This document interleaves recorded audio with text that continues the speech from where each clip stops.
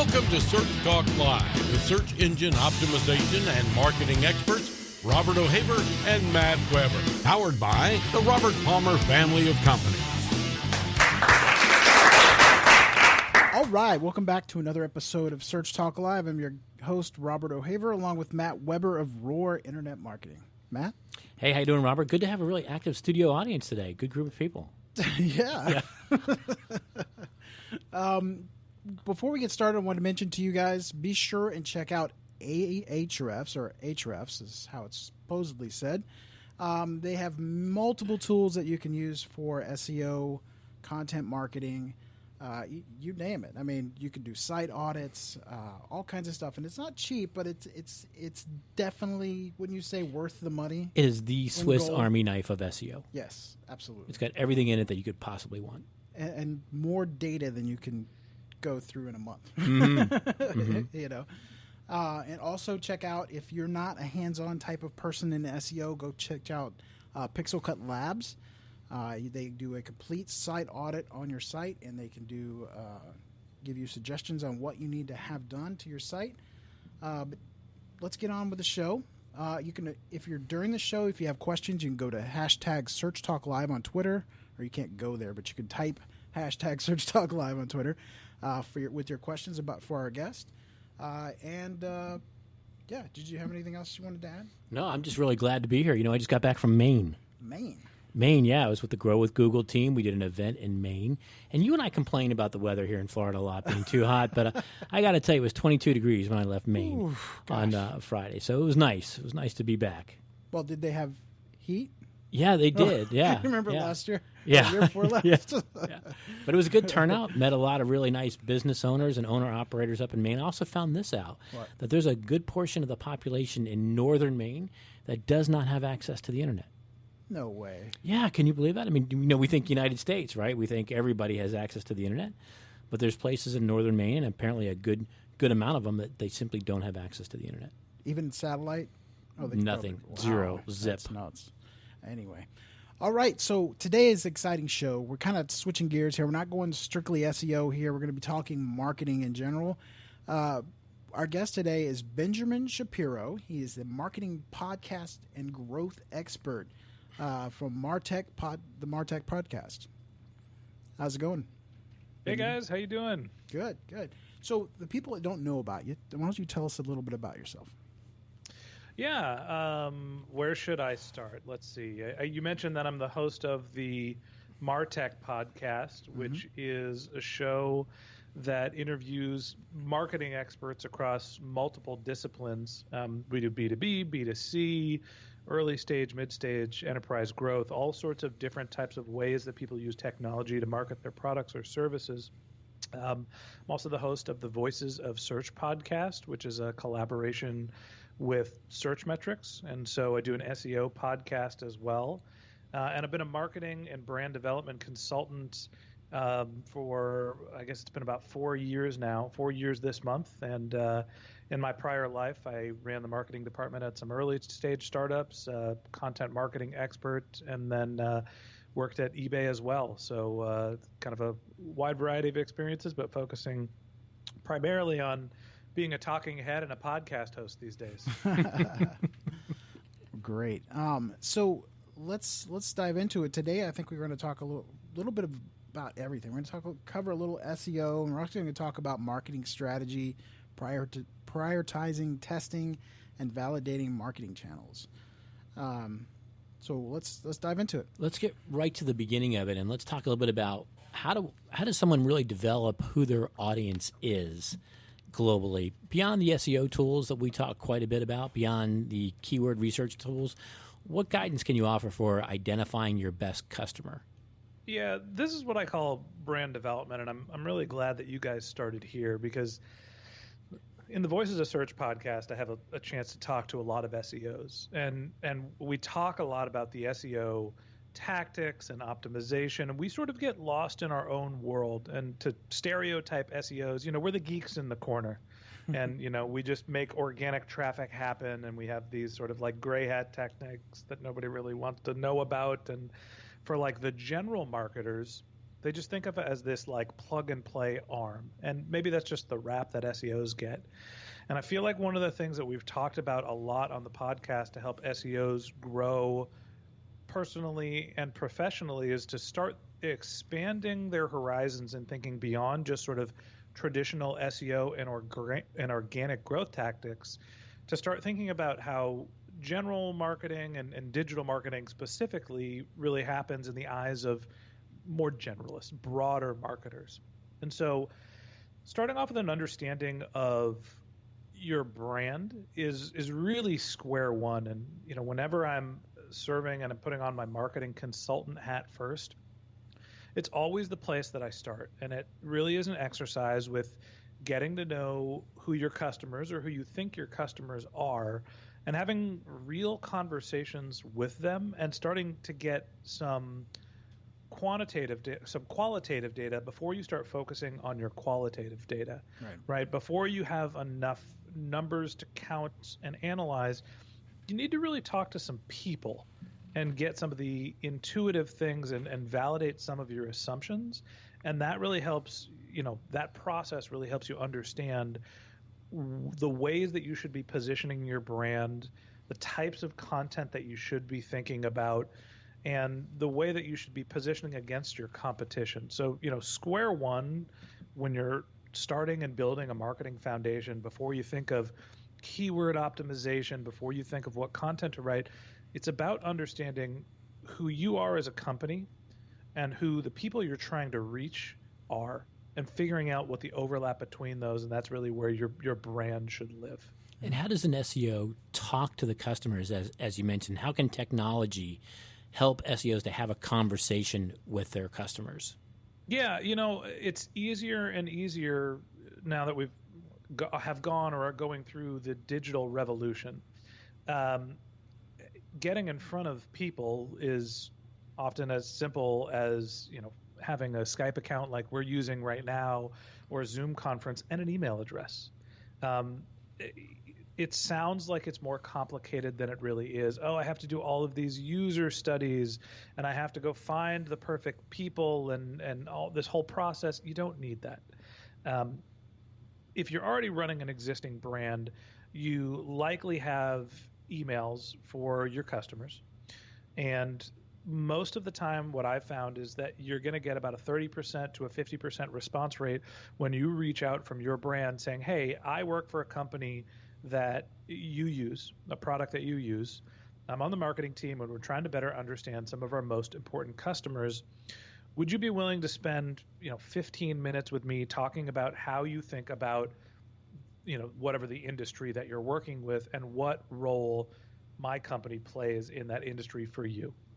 And people will respond, and they're willing to set up a half an hour call. And maybe there's an incentive structure. Maybe it's I'll give you a $20 Amazon card or whatever it is. But truthfully, if you do the outreach, if you can get access to 100 emails and you get a 30% response rate, and 1/3 of the people that actually respond follow through and schedule a meeting, you're at 10 interviews. That's really all you need to get the empirical data to build sort of that base understanding of who your customers are. After doing about 10 of these qualitative interviews, you should have a good sense of, okay, these people are starting to say the same things. I see some common themes. And then you're really using your judgment. And this is what I've done for, as a consultant for a handful of brands, including SEO brands like Searchmetrics, who I've worked with for years. The first thing I did at Searchmetrics was come down and I sat down with the people that worked at the company, and we answered very simple questions together. What does this company do? Who are the products for? Why do they need the products? Who else are they thinking about? Why would they choose Searchmetrics? Right? And by talking to people that are internal, you get a sense of what the company's needs and the company's brands are. And this is what I was doing as a consultant to really get myself up to speed and understand who the people were, what roles they play, how everybody viewed the company. But then after going through that process where we're doing these sort of baseline definitions of how a company views itself as an organization, then I go to the perspective, either the existing customers, the prospective customers, or if you don't actually have customers, you go to the people that you think are going to be your customers, and you end up asking very similar questions. You're going to take it from a little bit more of a macro perspective.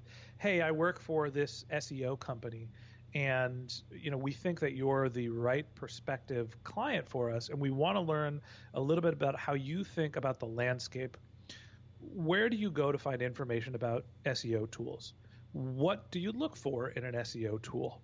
What are the companies that you consider for solving your problems? Why do you consider those problems? Where do you go to find information about that? How do you do your product comparison?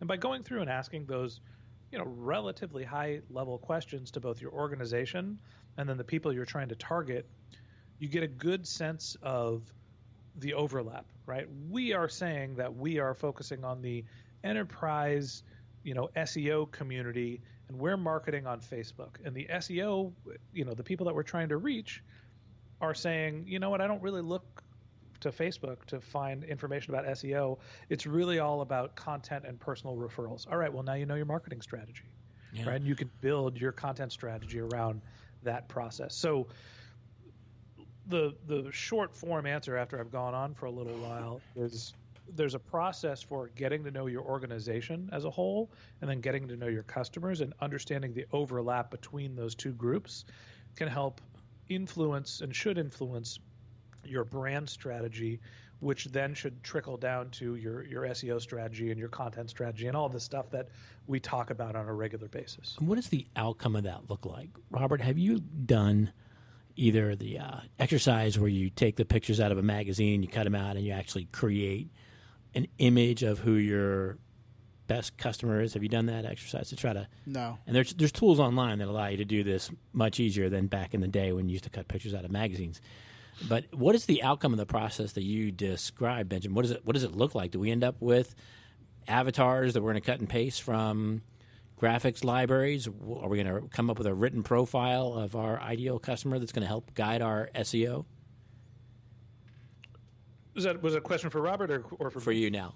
Okay, so there's a tool that I use called Extensio. It starts with an X. I think it's XTENSIO, and they have personas, and that's really what. And honestly, the term persona gets a little bit of a bad rap. I feel like for most people, marketing personas are those things that you put on the wall and forget about because you're busy as an operator. And so I don't really focus too much on persona building, but like the end document that I hand to an organization is both a deck that is, here's all the research that went into the findings, and here's a summary of the type of person that I would target. And that type of person is a persona. And often, the right application of a persona is not put it on the wall and forget about it. It is as you're going through a marketing exercise, as you're thinking about whatever your optimization tactics are, whatever your longer term strategy is, you need to be able to map that strategy to a specific persona to make sure you're talking to your customer base and not just marketing generically. Yeah. The closer you can target, the better, and more efficient you're going to be. And so really what those are meant to be is not poster board on the wall with a pretty picture and a couple of words and like a graph of what their needs are. It's an exercise that needs to be adopted regularly to say, okay, we're going through a long tail content optimization service. Which of our customers of the three that we're targeting actually looks at these keywords? What's the content that they look at? Because we're trying to target this for a specific buyer persona, a specific type of relationship we're going to have with the company. And you might say that one of your personas is an executive and one of them is an operator, and you need to be able to understand who you're creating your content for, because the VP of marketing needs different content than the SEO analyst, right? They're thinking about different things and they're solving different problems. Let me ask you this, and are you for or against automated emails as far as getting surveys done with past clients? Or yeah, I mean, surveys have a place and a time, and for me, when you're talking about building the baseline foundation and understanding of your brand positioning, I think that's better suited collecting empirical data than a tremendous amount, high volumes of survey data. I'd rather go interview 10 people to figure out and help build my intuition and validate some of my assumptions first. And then if I need to really be scientific about understanding a decision that I'm making, then I might go survey. Gotcha. To me, that's being able to get information from the masses. You only need about 10 people, 15 people to do these interviews, and it takes a lot of effort, but you get all of the sort of rich, juicy detail by actually talking to real people, and a lot can be lost in interpretation with the survey. So I use surveys more for validation and things that require scale. And, generally when I'm surveying, it's for small pieces of data, right? Like, what's your NPS score? How did you feel about this product or this experience? I'm asking short questions. I'm not sending like, hey, here's 15 minutes worth of a conversation in survey form. Like, that just never works for me. Yeah, like how much joy did you feel when you bought this last product? Yeah. What the F are you going to do with that? It's like, oh, they feel 13% more joy than last week. That's wonderful. I try to be more granular and more specific and collect a lot of data when I'm using surveys. And there is a time and a place for that stuff. But, we started the conversation off talking about how do you think about your brand and your positioning, and how do SEOs sort of understand the mindset of the executive and the rest of the digital marketing team and universe. And to me, that is more of an interpersonal exercise than it is going and getting sort of like cold, sterile data. We have enough cold, sterile data. Yeah. Right. We're about to enter, I think, an exciting time. I was reading an article this morning that where facial recognition technology is going is that it'll be built into our computers, and they're going to sense our facial response, our nonverbal response to the content that we're absorbing, so that you can watch someone's behavior when they look at a Google search engine results page and look at what particular part of the page elicits an emotion, and that'll be tracked. And so in the future, we'll get emotion scores back on content to see if the content actually solicited or generated emotion. I have questions about that. I think the AI might have taken over at that point, and it might never happen because we're not writing the content. We're just, hamsters in a wheel at that point. It seems pretty far out there. And it's still to this day, I swear that my Google Home and my phone are listening to me. I will mention a need for a product or service, and I will see an ad every single time when I'm on the web. The great debate. Yeah, and I have been standing next to people of a significant authority at Google and asked them this question many different ways and trying to get an answer. And they all say that that's how sophisticated the data signals are. So they didn't hear you. Yeah. But they know that you spent time with Joe, and Joe's got the sort of purchase patterns, or that you went to a particular location. And they're saying that's the strength of all of the data that is present. We're all simply underestimating the detail in our DNA that we leave on the internet. They didn't hear you, and they didn't have to. Yeah, right. Yeah, exactly. And for what it's worth, Alexa, Google, Siri, I love you all equally. You're all great. Please don't blow up my house. Yeah. I have the coincidence where if you bring your phone to a meeting and you're with somebody that you've never met before, and then the next time you go to Facebook suggested friends, and there it is suggesting that person, and I've never met that person before. Yeah, so that's location data. Yeah.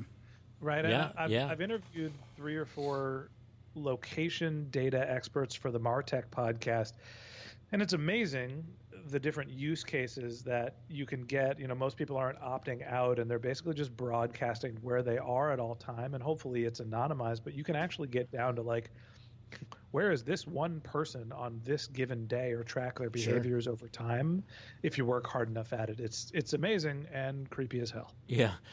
Let's go down that technology road a little bit. What do you think are the 3 technology platforms that SEOs can really benefit from, besides the ones that we talk a lot about on Search Talk Live, the conventional great tools that we have like Ahrefs? Beyond that, what technology can really improve the results that an SEO contributes to an organization? Yeah, that's really interesting. 3 topics for SEOs. I mean, I'll go back to understanding brand and marketing in general and being able to get qualitative data from people.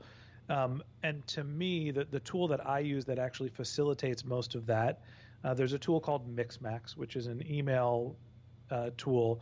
Ties right into your Google Apps and your Gmail, and you can create these templates, and you can do basically mail merges, but they call them sequences, to reach out to people. And so from a personal inbox, you can send a relatively personalized email at scale, and it actually comes from your inbox. So, Ben at the Martech podcast is sending an email saying he's interested in talking to you about X, Y, and Z, and it comes from Ben, not from the Martech podcast. And so I actually think that the communication tools where SEOs can get in touch with the right people, right? Email is the most effective way for you to build relationships with people and actually handling it so it feels like it's a one-on-one piece of communication. Going back to our previous conversation, that's a great tool. Connecting on Zoom, I'm a Zoom conference, user, and that's how I've connected with everybody for the Martech podcast, as well as a couple of other shows. So it's like the non-SEO stuff. I think that those are great options. I am an advocate and a consultant for search metrics. So like in the SEO community and those suite of tools, if you can afford it, it's an enterprise tool. So it's not like a self-serve $25 a month type tool. But if you're working at scale and you want to understand your competitive landscape, do your keyword research, build portfolios, do your monitoring, understand your visibility, search metrics is incredible. And my favorite tool out of the bunch is their content experience, where while you're writing, it is doing real-time analysis of your copy and telling you what keywords you need to include to rank for a specific word that you're targeting or a term that you're targeting. And so going through and not only making sure that the content you're going to write ranks, but also being able to do an audit of your historical content and being able to go back through and optimize it, because search rankings are obviously always being adjusted and changing.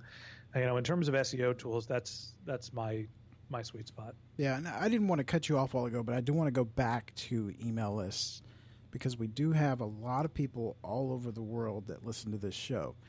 And I wanted to make sure that you are clear that you're not buying an email list. You are using client data. But truthfully, there's a time and a place to buy email lists. I know that it might seem like it's a dirty word, but there are opt-in lists where people are giving their data and getting emails. You go to a conference, it is pretty much known that you're giving your email list to the conference provider and the sponsors. Sure. And so essentially, when you're a conference sponsor, you're buying the email list. Like, we're marketers, let's call it what it is. Buying emails in an appropriate fashion is not a useless marketing tactic. There's times when you're buying emails from lists that are shady and you shouldn't have access to. That's where I was going, yeah. You don't want to take people's PII. Like, don't be creepy. But there's a right time and place to be able to get access to people's emails list in an appropriate fashion. But no, I'm not suggesting that you go buy email lists from people. A lot of the times when you're doing your empirical data collection, right, when you're interviewing your 10 people to understand your brand, you're networking. Yeah. The real tool here is LinkedIn. Yeah. And you're collecting email addresses and asking for contact information. You need to find 10 people. It's not rocket science. Yeah, I think where I was going with that is, I get literally hundreds of emails every day asking if they can do SEO for me. And it's like, I've been doing this a long time. But content writers, I get tons of it. So. Yeah. Have you ever seen the blog post where Google gets those same emails? Yeah. To Google.com, they write, "Hey there, we can improve your rankings on Google." I remember back in the day, Matt Cutts used to get them too. Yes, exactly right. Matt Cutts getting an email soliciting SEO services. Nicely done. Yeah. So, Benjamin, tell us, let's go down the technology realm a little bit. How can an SEO use technology, for example, to find the ROI in top of funnel keywords? But there's no click, there's no conversion, but we have to target those top of funnel keywords for brand awareness. How can we use technology to measure the ROI of that? Yeah, I think you start looking at a couple different data sources, right? And, you can go and look at your query volume, and you can look at impressions in Google Search Console, right? That's a normal go-to. There are the unmeasurable metrics, right? And so it's kind of the gift and the curse of organic search, right? You count all the stuff that happens from Google, but it's really hard to figure out that multi-channel attribution impact. I use a service called CallRail, which is great. It actually started off as a call tracking service, where if you made a phone call, it would create a unique phone number so you understood what marketing channel was driving that call. And they've recently added form attribution tracking as well. And so, building in these types of attribution to understand, whether it's Google Analytics, CallRail, some of these other services that are out there, SEO should get credit for a lot of the direct traffic, right? When you're seeing a spike in impressions and 0 clicks, right? If you're showing up in some of the the new UI that Google is inserting regularly, and it's becoming more and more of that like position 0 type content, the featured snippets. Yeah. You're not going to see a click, so that can't be counted for direct attribution. But what you want to do is look at your direct traffic and see where there's a lift, and you're trying to correlate, hey, we saw this much of an impact on a 0 click or a position 0 search, and we're seeing a subsequent lift in our direct traffic. That's kind of the easiest way to try to figure it out. It's like we're getting more and more impressions. Every time we get an impression that is, has content and we're showing up at the top of search, there has to be some sort of empirical brand value. Then you start looking at brand metrics and direct traffic. Yeah. What do you say to people who say that the value of SEO is decreasing because of these additional elements that Google is putting on the SERP, pushing down the organic listings further and further and further? The value of bottom of funnel SEO, I think, is potentially decreasing. But I don't think the overall value of SEO is increasing. And I think that the value of content is actually increasing tremendously. So let me break that up a little bit. Google's pushing all the organic content down the page. More and more is shifting towards mobile, and so the advertising is just getting more impressions, right? This is not anything new. It's not rocket science. I'm not breaking news. And so inherently that means that SEO is going to be less valuable for things that are, head terms and kind of belly terms. Sure. And then when you get to the long tail stuff, when people are a little bit, farther down the funnel and maybe doing their research, then I think SEO is still very, very valuable. So it kind of depends on what you're trying to accomplish. I think where you're seeing less attributable conversions is where, they are, I'm forgetting the word, when somebody's looking for informational queries, right? When somebody is doing their research, Google is giving the answers to their questions without driving somebody to a website. And so, the more that you're showing up there, the more brand impression you're going to have, but the less credit you're going to be able to take for attracting that user. Yeah. So is SEO getting less valuable? Yeah, I think mostly because mobile and because the content's being pushed down. On the flip side, voice search is coming on, and so SEO is going to be so tied and content is going to be so tied to voice search that I do think that there's a reason to believe that SEO will continue to be valuable, and we might just be sort of going downhill before we sort of turn back up. I think especially on the localized searches, Yeah, I mean, it's localized and it's informational. Yeah. Right? Hey, what was the name of Adam Sandler's last movie? I'm not going to click on that. I'm going to get a snippet from IMDb most likely. I'm still getting the answer to my question. I still get a brand impression from IMDb. Right. So the next time I want to go directly to figure out, what movie, or maybe let's use Fandango as an example, if they show up in that zero snippet. Next time I'm thinking about going and buying movie tickets, I've already had 10 impressions from Fandango over the last 3 years. They're top of mind. Now I'm going to go there instead of just, Googling movie tickets. Right. I also think that content is becoming more and more valuable, and that SEOs can contribute outside of just organic traffic, right? There is a discipline for search engine optimization, but the type of work that SEOs do in understanding what people want, understanding what keywords they should attract, and building great content, sort of supporting the content development, is going to be more and more important, because consumers get so many impressions now, right? There's so much data that is out there. Yeah. And, you said it yourself. Hey, I could be standing next to somebody and then they show up in my Facebook feed, right? There's a data source that's there. And wherever I am, I'm on my phone. And whenever I'm on my phone, I'm getting a constant stream of ad impressions. Yeah. People are getting tired of the ad impressions, and so they're becoming less responsive to them. And what you're seeing is marketers take a shift towards not actually focusing on direct response advertising, but more content marketing. Right, you're seeing content being pushed into the social networks, and programmatic advertising is more about engaging people to, consume your content, grab an email address, be able to retarget somebody once they've self-selected. And so, the content that we're using for SEO is becoming repurposed more and more places. And I think that that's, one of the major shifts of this decade. Yeah, and I think can't even say it. Programmatic advertising is a whole nother level. Yes, it is. So we need to take a break real quick for our sponsors. I want to let everybody know when we get back, we're going to do what? Who influences the influencer? I messed that up. I don't know why. Who influences the influencer? So we want to know, Benjamin, who influences you, who keeps you up to date and kind of leads you down your path. So get your pencil and paper and your Twitter account ready. And we'll be right back. Today's episode of Search Talk Live is sponsored by... Hey, Robert, you're here early for the show. Yeah, I got a ton of SEO work done this morning, and I got it done way ahead of schedule. Couldn't have done it without Ahrefs. Yeah, so much easier than using multiple programs and having data in a bunch of different places. Plus, being able to see what is holding a page back from ranking in Ahrefs is so much faster than picking through each part myself. Oh, yeah, I agree. We use Ahrefs because it's so easy to teach people at our agency how to use it. Their YouTube tutorials couldn't be better. It's one thing to have a tool. It's another thing to know your team is using it to its full capacity.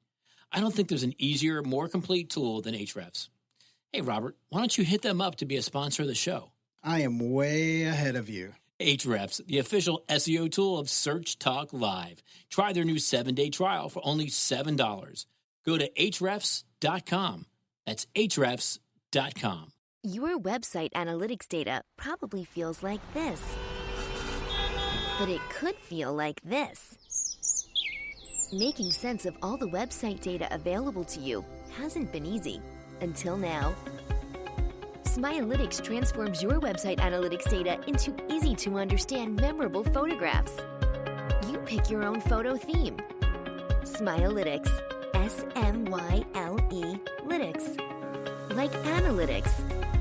Only happier. And it's free at smialytics.com. Want to know how your website is doing? Get the big picture with pictures. It's the easiest and most enjoyable way to understand your website data. No charts, no graphs, no cost. Sign up today. Smialytics. S-M-Y-L-E lytics. Like analytics. Only happier at smialytics.com.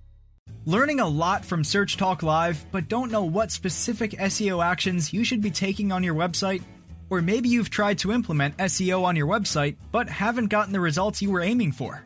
We've all been there. That's why we here at Pixel Cut Labs created the SEO Project Planner.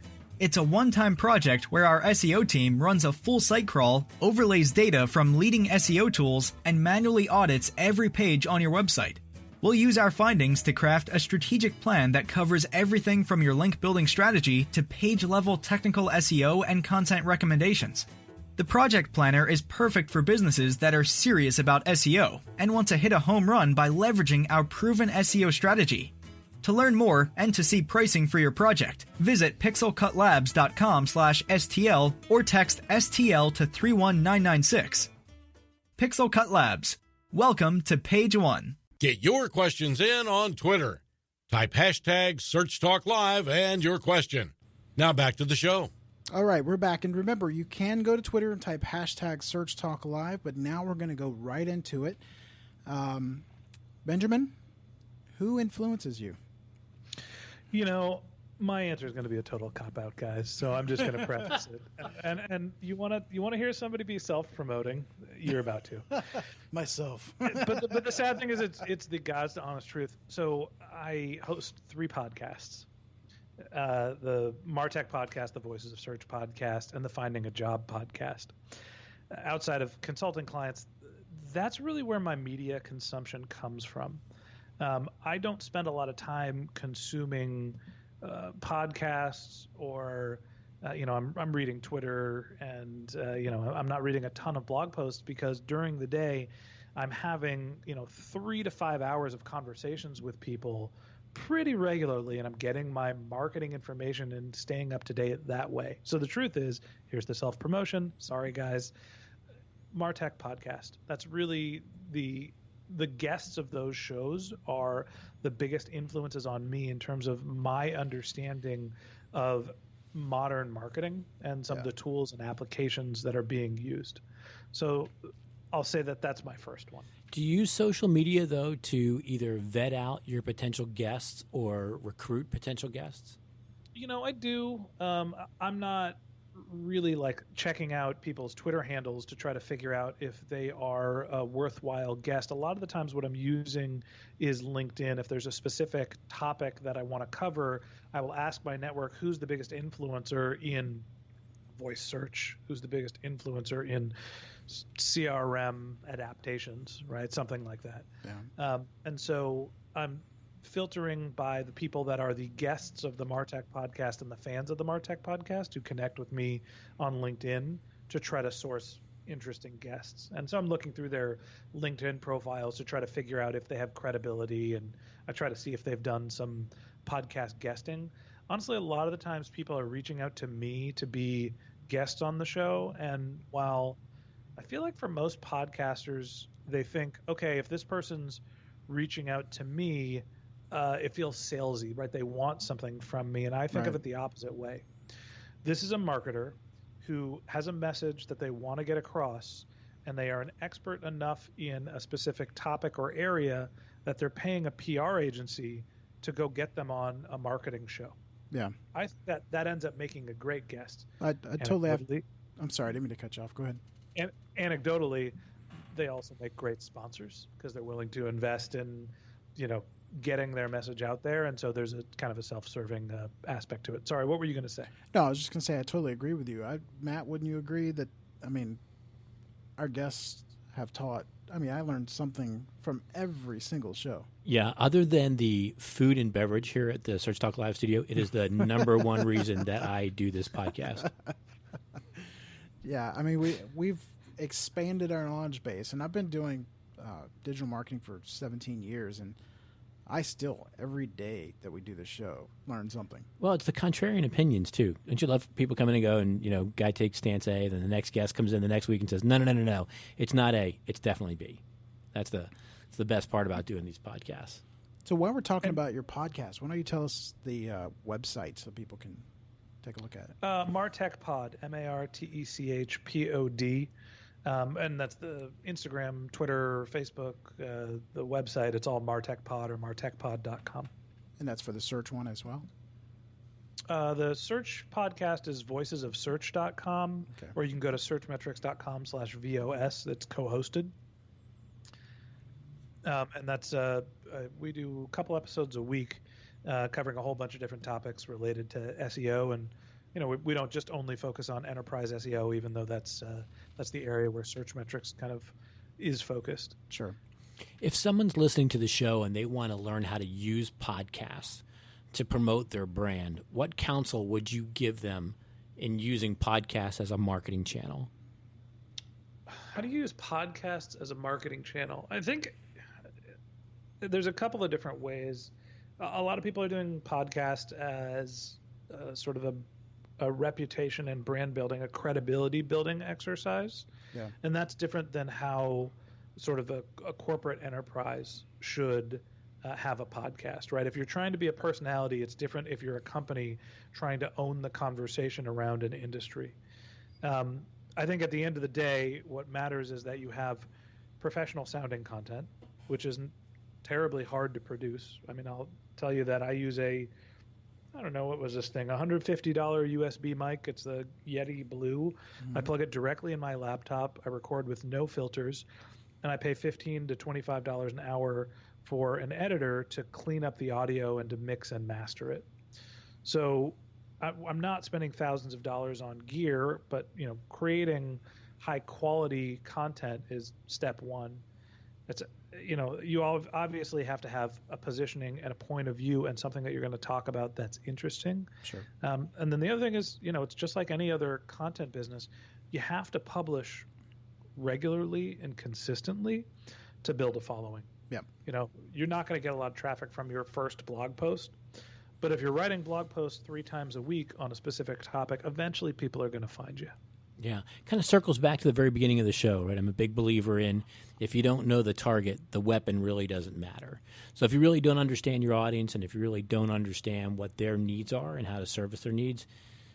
It also takes time to build an audience. I mean, Search Talk Live, probably 6 to 8 months before we started seeing some really good traction, Right. Remember when we didn't have microphones and we were just doing it out on the curb, just talking loudly?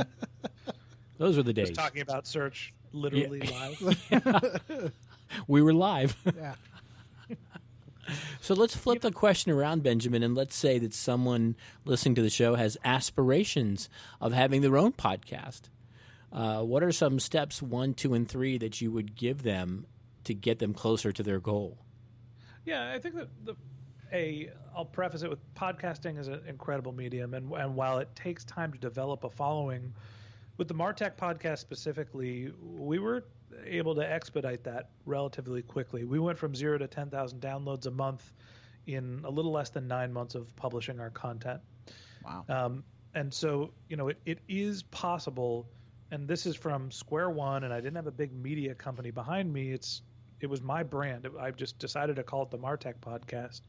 But it was just me and a microphone interviewing guests using Zoom conference. And so you can grow an asset quickly. And the Voices of Search podcast that I work on with Search Metrics, we got to 10,000 downloads a month recently, and we've been doing it for roughly a year. And so you can grow quickly if you're willing to invest time, effort, and some budget into it. I think going to answer your question about, how do we build a podcast starting from scratch. First thing you need to think about is, hey, guess what? I'm a brand development consultant. You know what I'm going to say here. It's about your positioning, right? Who are you? What's the angle you're going to take? Where is there a gap in the content landscape that you can fill? Now, you don't have to create a totally new format of content. There were podcasts about MarTech before I started the MarTech podcast. They just weren't very big, and they weren't publishing a lot. There was no one that really owned the media space and took the air out of the room. So I was able to Facebook their MySpace. The way that I did that was coming up with, a topic that people were searching for, consistently creating high quality content. And then, when you think about growth, there's a couple different channels to think about when it comes to podcasting. Viral, organic, paid, and partnerships. I'm going to just skip to viral because this is an episode talking to the SEO community. You guys know what this is, right? Yeah. What are the keywords that you have in your titles? How much content are you producing? And are you able to optimize those keywords and those titles to get visibility in iTunes App Store? That's really what matters the most. But you're also starting to see that spin into Google, right? Can you take your content, transcribe it, summarize it, build pages, and now start getting organic Google traffic? And so you start taking this rich audio format and you could break it down into written content and then break it down into smaller chunks and now produce multiple pieces of content. whether it be transcriptions, blog posts, even, tweets and social content. When you break things down, you can actually use a podcast to produce multiple formats of content, and that's really valuable to try to drive growth quickly. So that's your organic growth. Yeah, I mean, you've got content you can transcribe, you can do video, you can do audio. I mean, you can pretty much cover every. Yeah, it can splinter off other valuable content. Yeah. Yeah, I'm not a huge fan of the overall. I guess I shouldn't say I'm not a huge fan. I am not a religious zealot like some other people's are when it comes to Gary V's marketing strategy. But I do think that one of the crux of it, and one of the reasons why he's been able to brand himself so well, is he's successful because he takes his content and he repurposes it and he reformats it. Yeah. And so that's, kind of part of the Gary V playbook of like, I created this really big piece of content and now I have 37 pieces of content across 27 channels that I'm consistently publishing. So now I'm everywhere all of the time and people have, can't get rid of me. Right. But he's not doing that all himself. No, he's building a content machine, but you work with what you have. Sure. If you don't have budget, you're not going to be doing paid advertising, which is another one of the podcast growth channels. So, I don't know. Going back to the organic, I don't need to preach about how to drive organic growth to the SEO community and to you guys. I think that one is sort of self-explanatory for this audience. Yeah. But virality, when you're interviewing people regularly, take a piece of content, give it to them, ask them to reshare it, give them the assets that they need to share it, but then also engage with their communities. If someone's going to post your content that the interview that you created for them on LinkedIn, you should be connecting with the people that like that post. You should be starting a conversation on their blog or in whatever forum that they are active in where the conversation is being discussed. You should be visible to the rest of the community, and that'll help spark virality. And so there's also you need to produce a lot of content to get a lot of different people talking about your podcast all at once to sort of build that virality. You've got kind of a global perspective on this, which is great, by the way, because you're a digital marketing, you're SEO, you've branding.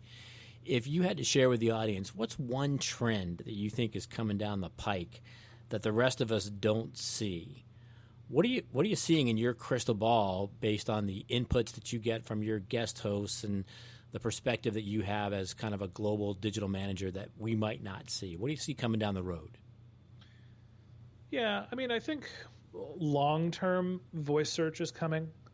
And, I think that position zero and, people operating with a screenless OS is probably the next decade. And so I think that, the phone is always going to be on us, but it's maybe not going to be in front of our eyes all of the time like it is now. So I think that's kind of a real future-looking thing.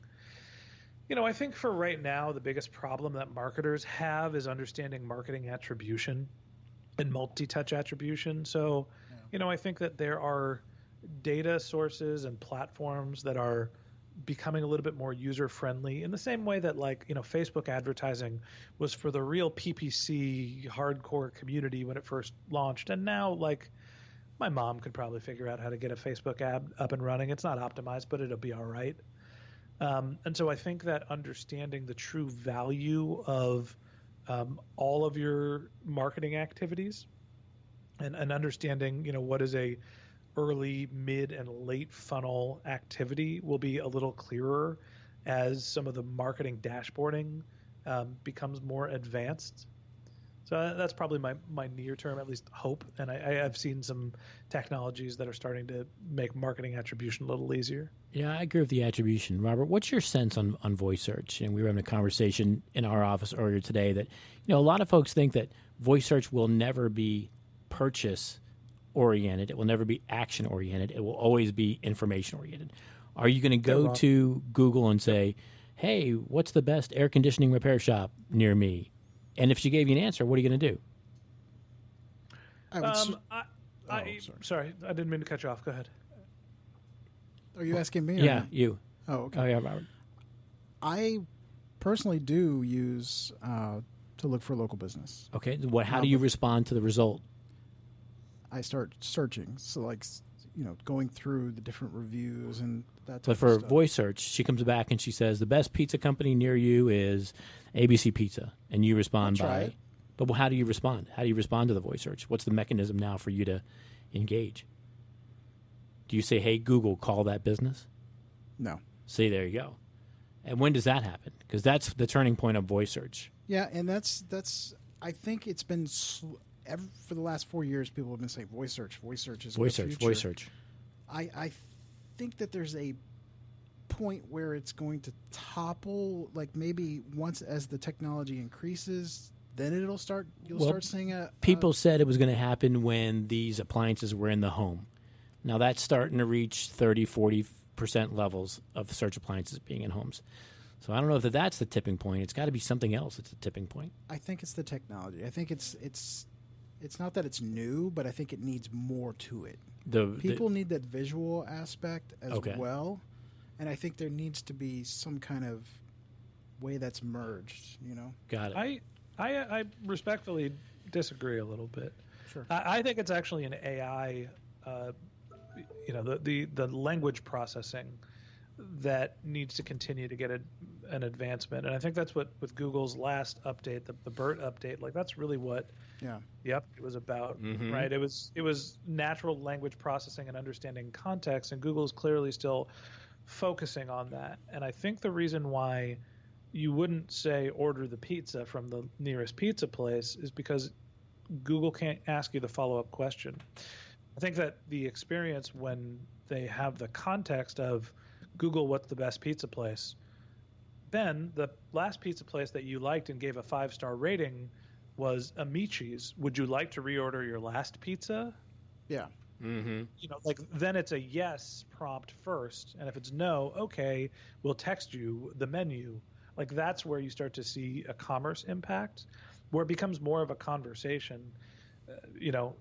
I'm going to say a schmexa instead of the real name, so I don't set off everybody's speakers at home. But a schmexa, I need batteries, is going to turn into they're here in the next day, within the next couple of years.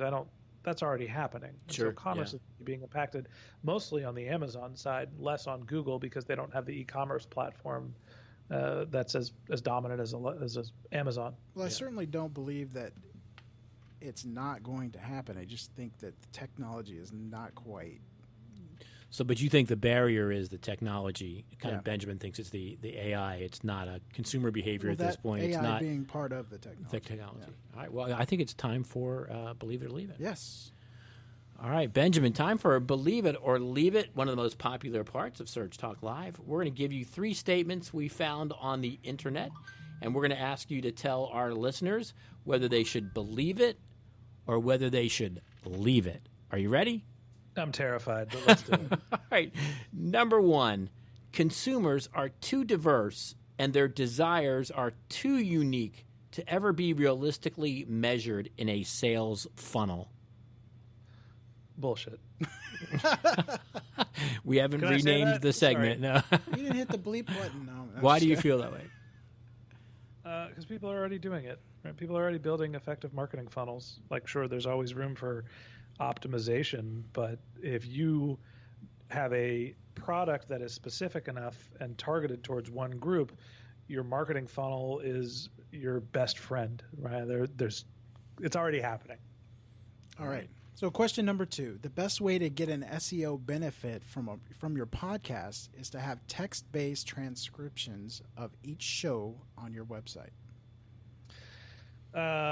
No, I don't think that's the best way to do it. I think the way to do it is summarizing the transcripts and creating a discrete, unique piece of content, right? Google and all the other search engines understands the context. And we've found that putting up the transcriptions doesn't have a ton of value. There's some, but when you're starting to summarize and give, more accurate and useful show notes, those pages get prioritized more.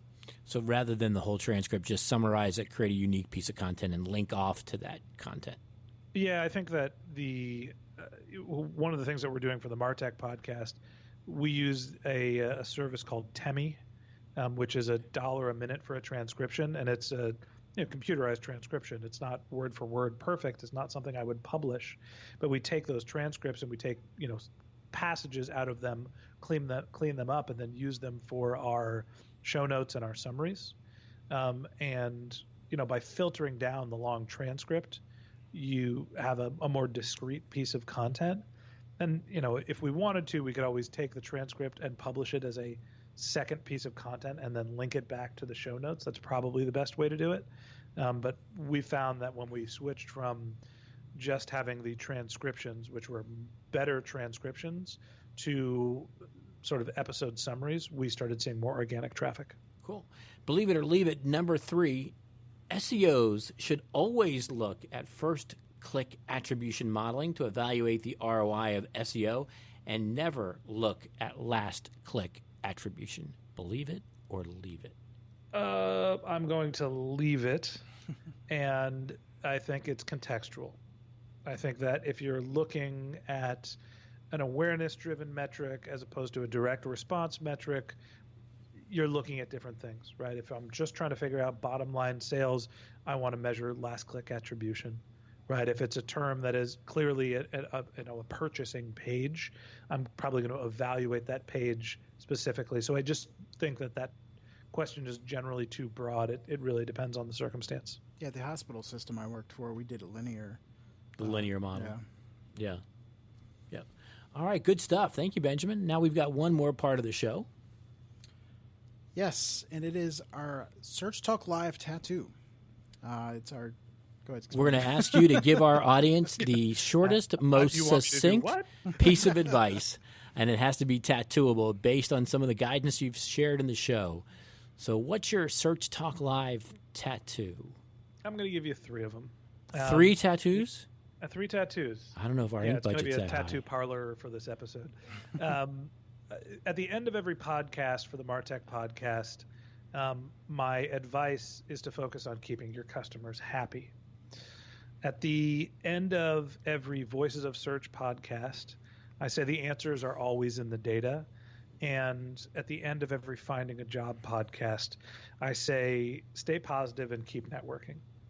And I believe all of those statements are important and impactful in not only helping you as a marketer, helping you in terms of developing your career, but also just helping you contextualize the work that you're doing in the context of your greater life.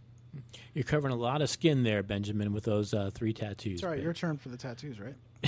It's usually 1 per show, and you got 3 to do now. I didn't give you all of my influencers, so at least I'll give you more tattoos. Yeah. Well, I do think that the answer is in the data is quite profound, really, and I think sometimes as SEOs and as marketers, we sometimes miss that a lot of times, right? The answer is in the data. Yeah, and the truth is, I spend a lot of time preaching to the SEO community. Think as a general marketer and understand who the customer is and focus on the user experience. And the data is not always quantitative data. It can be qualitative as well. Mm-hmm. Yep. That's tattoo number 4. Benjamin, I want to thank you for being on the show. We've already burned through an hour. I really appreciate you being on the show. Fast. Again, if people want to reach you on Twitter or do you have a Facebook page? Tell us where people can check you out. I'm just going to give you a couple of terms. First off, guys, this was a blast. I had a great time. I really appreciate you having me on the show. Yeah. And I hope everybody else enjoyed the conversation as much as I did. In terms of contact information, only 2 things you need to remember. MarTechPod, MarTechPod, martechpod.com, Martech on Twitter, search it on Facebook. We have a group that we're just starting. If anybody wants information about me, then go to Ben J. Shap, BenJShap. The first 4 letters of Benjamin, the first 4 letters of Shapiro, and that's my consulting site and all my personal handles. So if you want to hear me .com or benjshap.com. Okay. And Ben J. Shap on Twitter and Facebook and Instagram and all that stuff. So if you want to see who my sports teams are, go there. And if you want to learn about marketing, go to MarTech. I did notice that you are quite the sports fan. I'm absolutely an avid sports fan, and my teams are cursed. Yeah, especially last night, right? All right, I got to ask, what teams are they? The Niners. I'm a big University of California sports fan, and that's a lesson in humility and patience. And you are a Niners fan, right? I'm a Niners fan. And you stayed up last night? I watched it wasn't that late for me, but yeah, I watched the game. It was very late for me. Kicking the pants, guys. All right, thanks for coming on the show. I appreciate it. Benjamin, thanks so much. We enjoyed so it. much. Have a great rest of the day. All right, that's been another episode of Search Talk Live. Thank everyone. Thank you for I can't talk today. What is the problem? Thank you, everyone, for listening. Thank you. And by the way, I do want to mention your logo for Veterans Day is awesome. Oh, thanks. And it was well thought out. I think that thank you. And we should have a special recognition for everybody listening to the show who's a veteran. Yes. And sincerely thank them for the service to our country. Absolutely. I see people all day, all the time. I walk up to them and I thank them for their services. Yeah, it's the greatest sacrifice. Yeah. All right, guys. We'll see you next week. Thanks. Thanks for listening. Happy Veterans Day, everybody.